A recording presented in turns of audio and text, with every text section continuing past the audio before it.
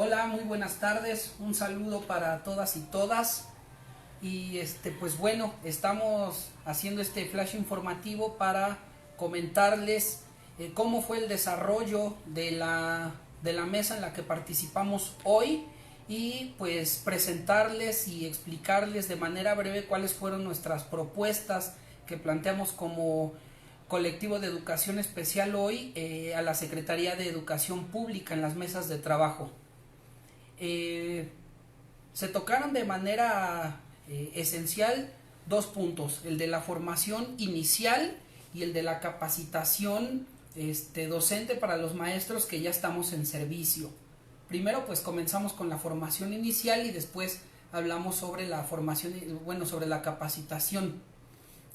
Respecto a este primer punto, la propuesta que nosotros hicimos es que el tema de la inclusión y el paradigma de la educación inclusiva tiene que ser un asunto transversal que esté presente en la formación de todos los docentes, tanto de preescolar como de primaria, como de secundaria, como de educación inicial. Es decir que no corresponde la inclusión únicamente a los profesionales de la educación especial, sino que es una tarea que se tendría que estar dando de manera articulada. En este sentido, pues lo que nosotros propusimos es el restablecimiento, la revisión y la actualización del Plan de Estudios 2004 para que este plan de estudios nuevo o cumpla con los enfoques de inclusión, derechos humanos, modelo social de la discapacidad y diseño universal para el aprendizaje.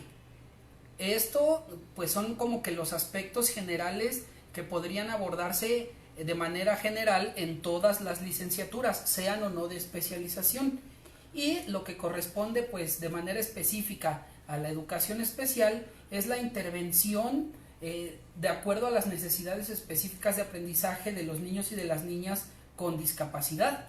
Es decir, pues que los maestros de educación especial tengamos la formación necesaria para darle respuesta a los requerimientos de los niños, pues ya sea en una situación de discapacidad visual o de intelectual o de motriz o de discapacidad auditiva o de discapacidad psicosocial, ¿no?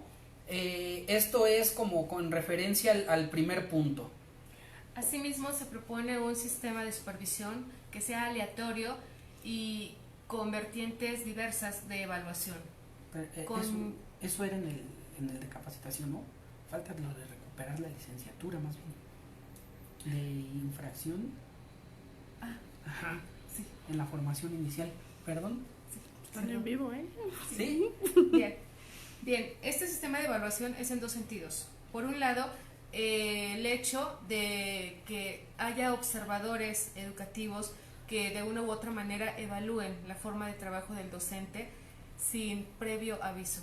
Y las condiciones en que realiza su trabajo. Así como las condiciones en las que se realiza el trabajo y la interacción que está teniendo con los grupos con los que de una u otra manera tiene la asignación de trabajar. Aquí lo interesante es finalmente que dentro de esa evaluación se pueda visualizar la forma de trabajo ahora con la inclusión educativa de ese grupo mixto que va a tener que trabajar el docente, y no obstante, por otro lado, también se tiene la cuestión de recuperar una área de la educación especial que es imprescindible, que es la de infracción e inadaptación social, que trabaje con los grupos vulnerables, que no están clasificados ni en la Ley General de la Educación, tampoco en el artículo 3º constitucional, tampoco en el Plan Nacional de Desarrollo 2019-2024, que son niños en la calle,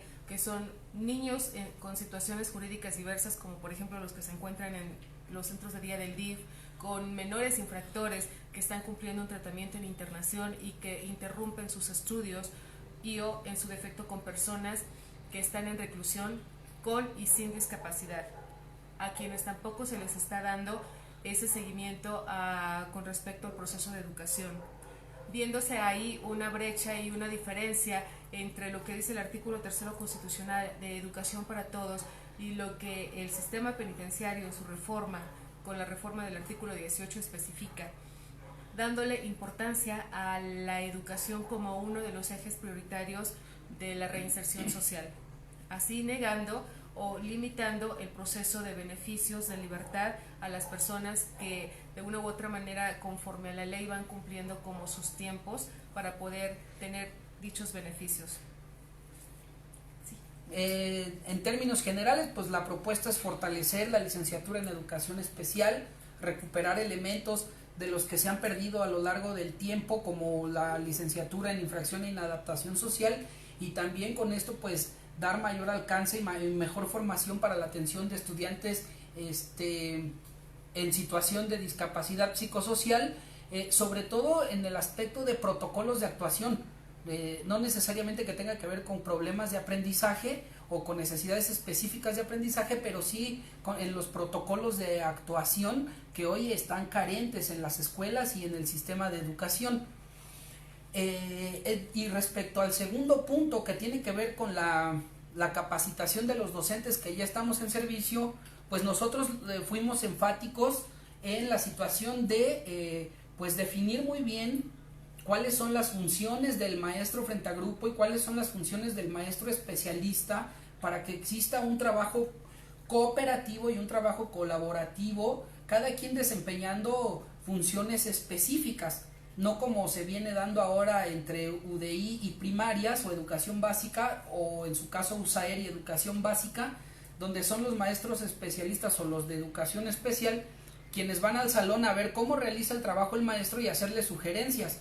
Lo que nosotros estamos proponiendo en este caso es que como especialistas tengamos bien definidas cuáles son nuestras funciones, pero sobre todo las funciones de intervención directa con los estudiantes para enseñarles de acuerdo a los requerimientos que ellos presentan, ¿no? O sea, el maestro que se forma en la licenciatura para la discapacidad visual, pues tendrá que encargarse de enseñar el sistema braille, de enseñar el uso del ábaco, y de manera equiparable pues a quienes están, por ejemplo, en una situación de discapacidad auditiva, y específicamente para las personas sordas, pues que exista un maestro especialista que esté en su grupo acompañando al maestro al maestro, digamos, de grupo, que lo esté orientando, pero que también esté interpretando las clases y que también esté realizando intervención directa con la persona sorda para enseñarle conforme a su conformación cognitiva y a sus procesos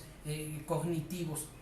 Y asimismo lo que proponemos es que el equipo multidisciplinario que se conformaría por especialistas en diversas áreas como la educación especial, la psicología educativa y el trabajo social, pues tengan la capacidad de diseñar proyectos y de implementarlos para tener impacto en la comunidad en la que está inserta la escuela y las personas con discapacidad, de tal modo que se incremente de manera visible la participación autónoma de las personas con discapacidad, pero que también existe una transformación de los contextos, ¿no? ¿Cómo hacer que la escuela tenga un impacto en la comunidad para que la presencia de las personas con discapacidad en esa comunidad tengan mayor legitimidad y además pues sean lo mayormente posible independientes, ¿no? Eso va con respecto a la formación y la capacitación. También. Uh-huh. También es importante destacar que hay que identificar y seleccionar las actitudes y aptitudes vocacionales y psicológicas de las personas que se van a formar como docentes. Asimismo, las intervenciones que van a tener frente a grupo.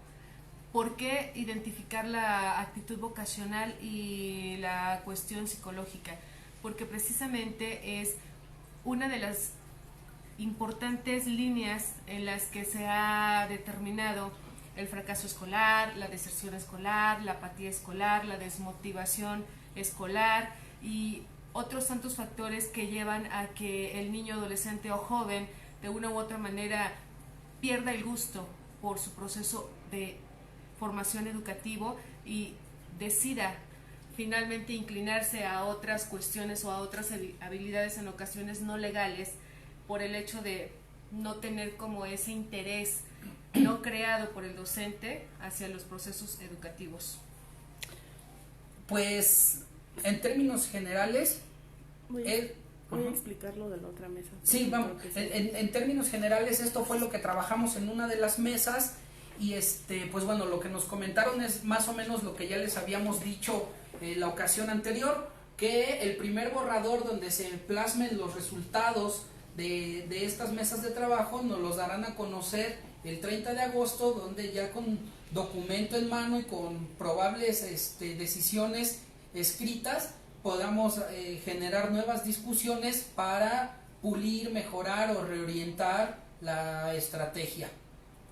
Bueno, yo estuve en la otra mesa porque se hizo una división debido a la cantidad de participantes, entonces pues mis compañeros estuvieron en una mesa, yo estuve en la otra. Se puede rescatar, aparte de la coincidencia de casi todos los participantes en que se tiene que restablecer y fortalecer la licenciatura en educación especial, reincorporar las áreas que fueron eliminadas, como en el caso de infracción e inadaptación, para aumentar la cobertura. También se tocó el tema de la atención a las personas con discapacidad psicosocial que no están contempladas en ninguno de los planes de estudios y realmente no hay una formación para protocolos de actuación, de atención o de canalización a estos alumnos. Se tocó como una propuesta para la capacitación, era la capacitación entre pares, es decir, aprovechar la experiencia de los maestros de educación especial y de los maestros de aula regular para que a partir de este intercambio de experiencias, pues ellos puedan capacitarse mutuamente y no haya tampoco pues una necesidad de recurrir a otras instancias o de que la SEP contrate o diseñe cursos que pues a veces no están como muy cercanos a la realidad que vive el docente. Se habló también de capacitar a todo el personal que trabaja en la Secretaría de Educación Pública, desde el secretario de Educación hasta el personal que labora en comedores, intendencia, subdirectores, directores. Todos deben de estar capacitados y sensibilizados sobre la atención a la diversidad, no nada más en cuanto a las personas con discapacidad, sino la diversidad humana en general. Se tocó también ese tema. Se habló de algo muy importante que era el fortalecimiento de las escuelas normales, de manera que pues salgamos de esta situación en la que a veces la normal se vuelve la última opción de formación o la última opción de trabajo para muchas personas.